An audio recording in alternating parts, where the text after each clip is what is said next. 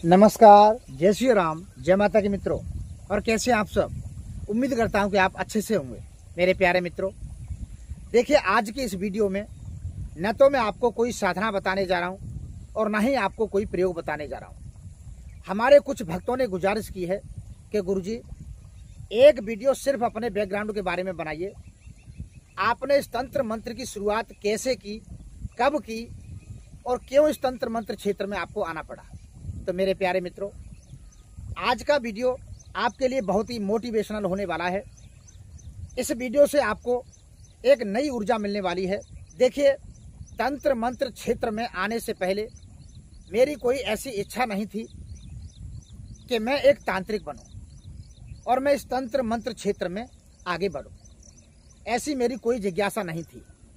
लेकिन कहते हैं कि इंसान के कुछ हालात ऐसे होते हैं जो किसी भी कार्य को करने पर मजबूर कर देते हैं।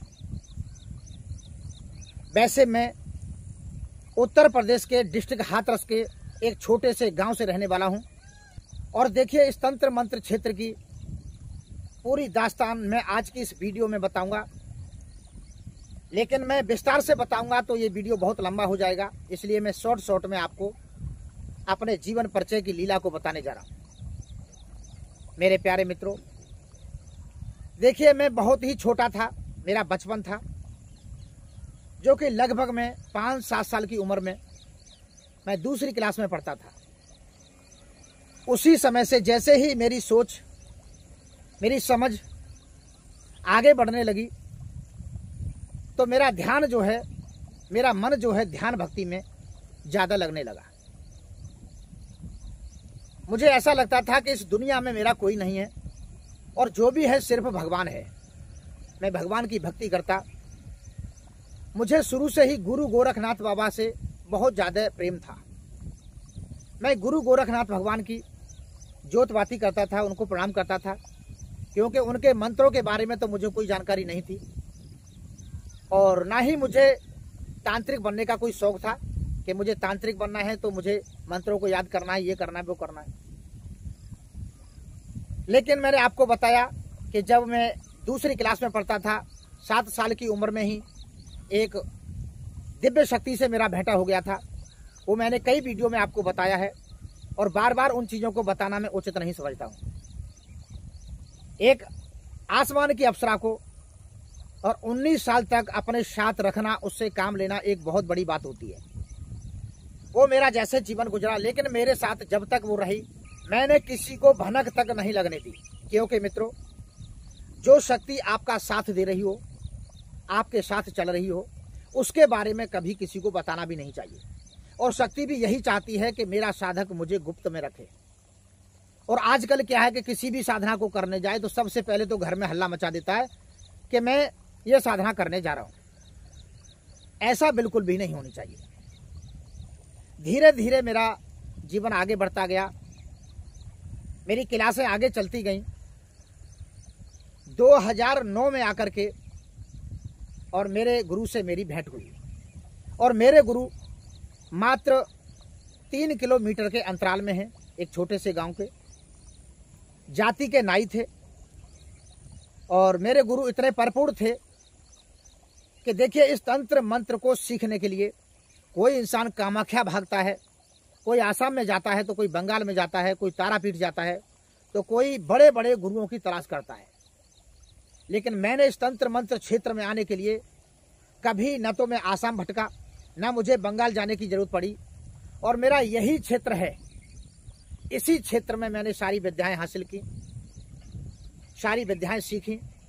और यही क्षेत्र है, इसी क्षेत्र के मेरे गुरु हैं।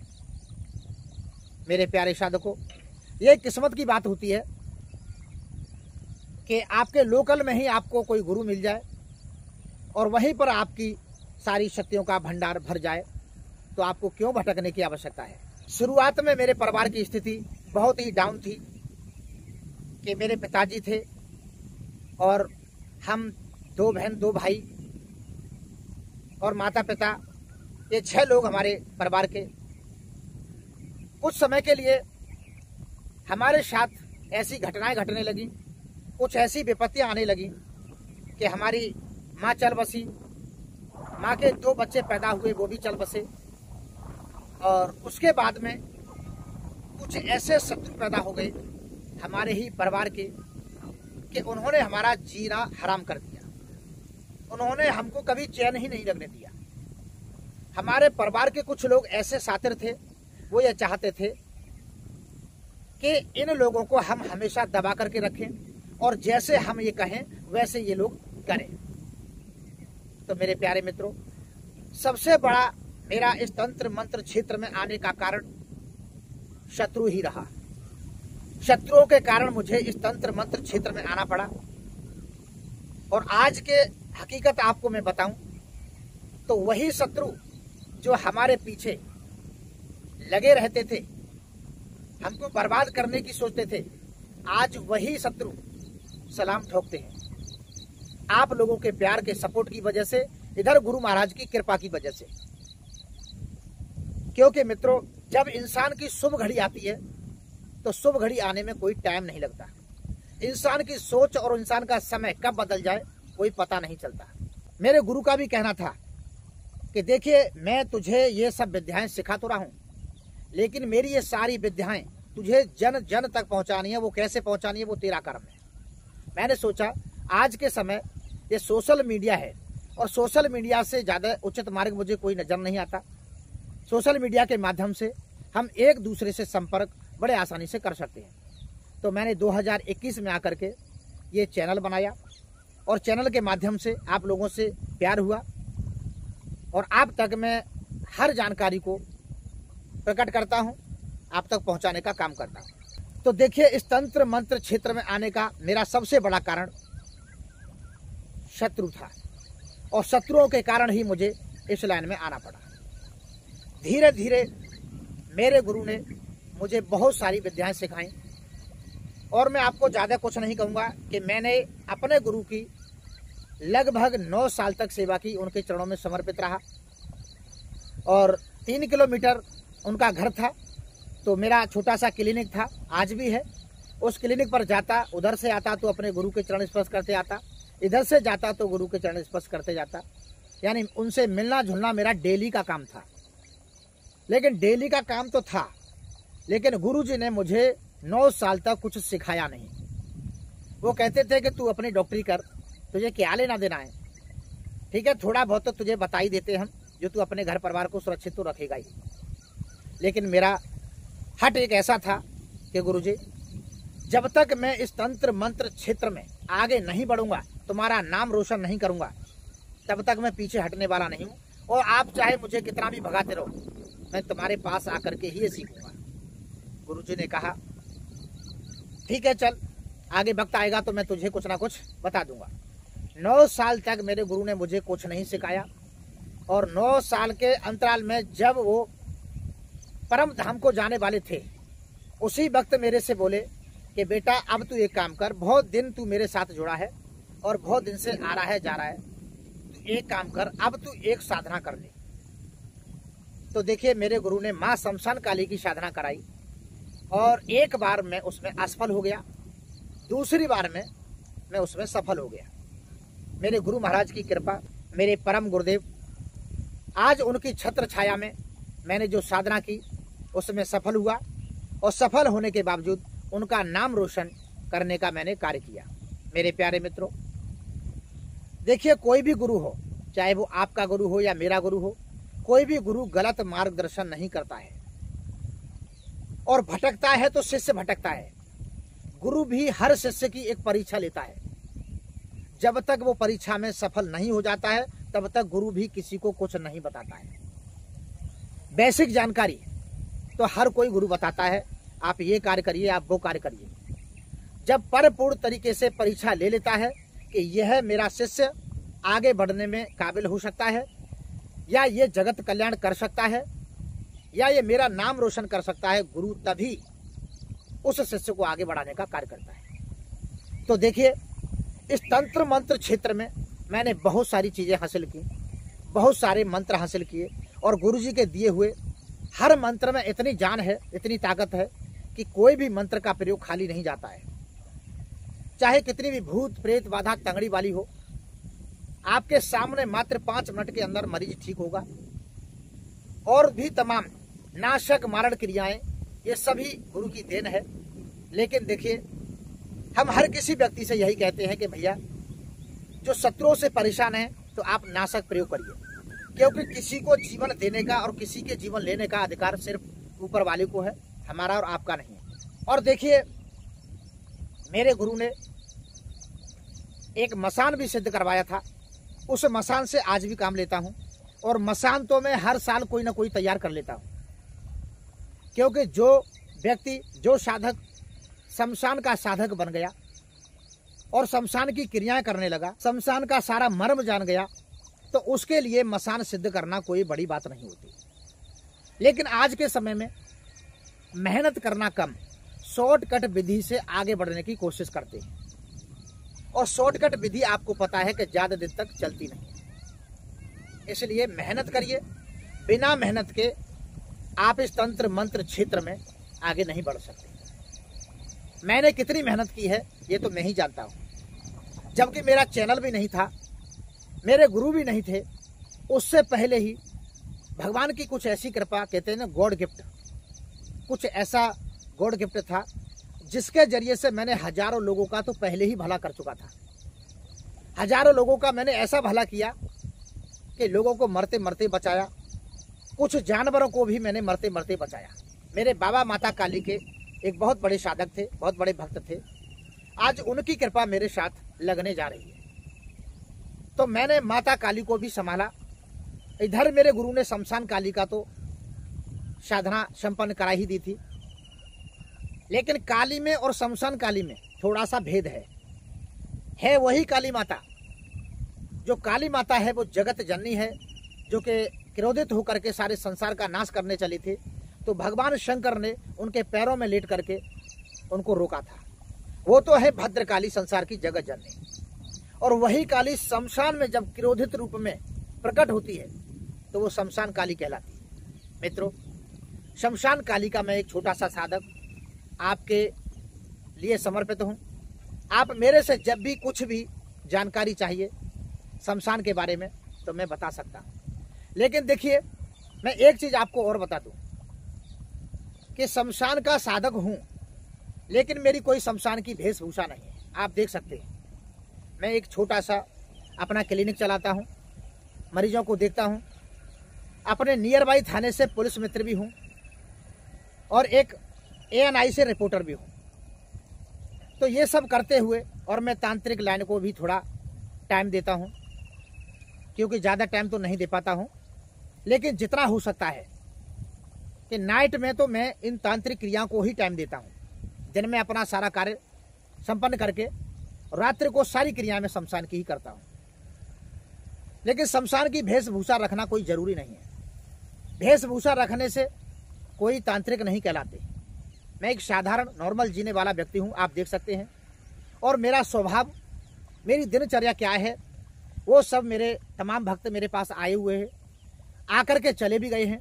तो वो सब जानते होंगे कि गुरु जी का कैसा स्वभाव है, उनकी दिनचर्या क्या है। आज भी मैं एक छोटे से घर में रहता हूँ। आज मेरा कोई बड़ा घर नहीं है, कोई बड़ा आश्रम नहीं है। आश्रम में अभी के इस दौर में बनाने की तैयारी कर रहा हूँ, जगह की तलाश कर रहा हूँ। जैसे ही जगह मिलती है मैं आश्रम शिफ्ट कर दूंगा। फिर आपको सिखाने के लिए मुझे कोई भी आपत्ति नहीं है। अभी क्या है कि अभी मेरे पास गांव से 2 किलोमीटर दूर और सार्वजनिक आश्रम है, जो कि आश्रम तो किसी के बाप का नहीं होता और वहां पर कोई रोका टोकी भी नहीं कर सकता।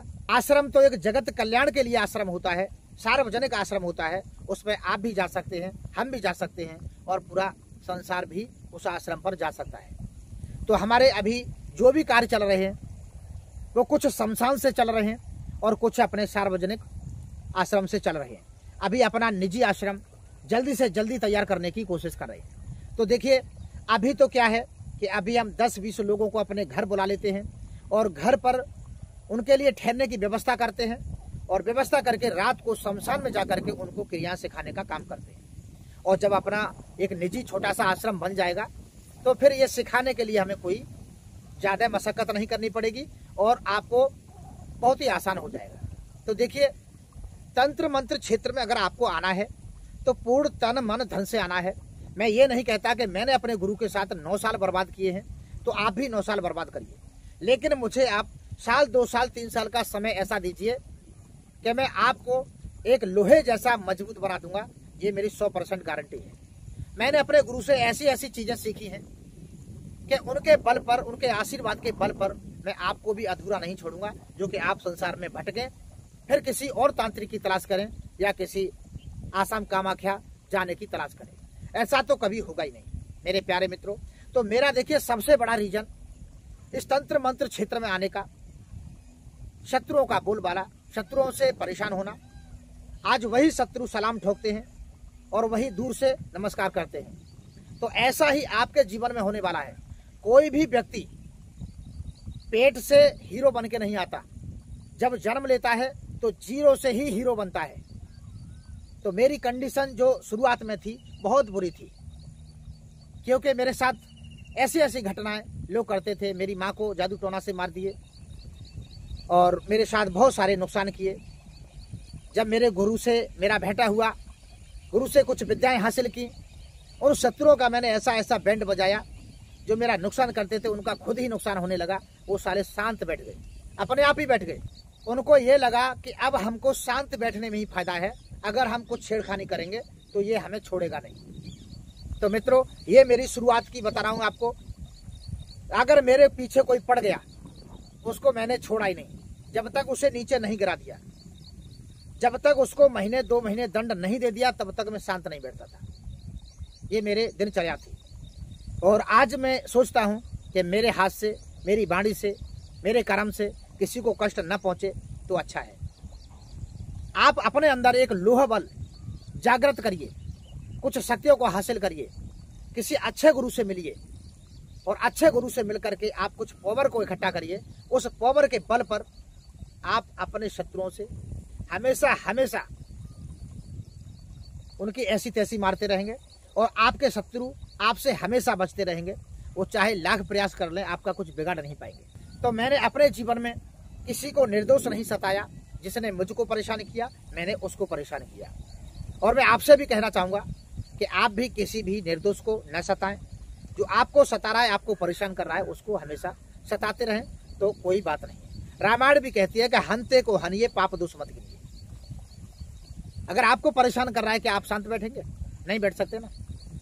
अरे शत्रु बलवान है, हम उसके सामने कुछ नहीं कर सकते, क्योंकि हमारे हाथ में कोई पावर नहीं है। जब हमारे हाथ में कुछ पावर होगी, हमारे गुरु का आशीर्वाद हमारे सिर पे होगा, तो हम कुछ भी कार्य करने के लिए तैयार हो सकते हैं। तो आप इस तंत्र मंत्र क्षेत्र में आने की कोशिश कर रहे हैं, तो मैं तो आपसे यही कहूंगा कि आप आइए तो तन मन धन से आइए और अपने घर की रक्षा, अपनी रक्षा अपने आप स्वयं करिए।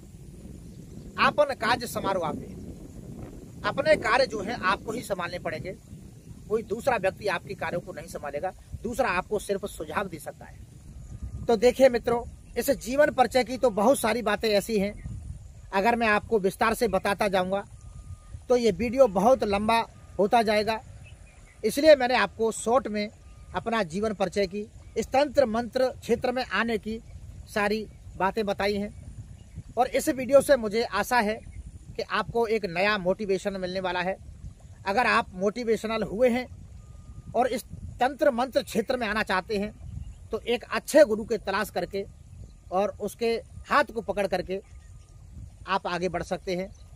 हमेशा अपने गुरुदेव के चरणों में नमन करते हुए, और मैं भी आपसे यही कहना चाहूँगा कि आप जिस भी गुरु से जुड़िए, तन मन धन से जुड़िए और गुरु से किसी भी प्रकार का लालच मत रखिए।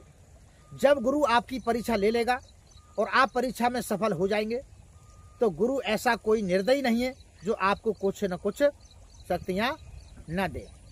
तो मित्रों, मेरा आज का ये वीडियो आपको कैसा लगा, एक बार मुझे कमेंट करके जरूर बताना। फिर मिलूंगा मैं आपके साथ एक नई वीडियो को लेकर के। तब तक के लिए नमस्कार, जय हिंद, जय भारत।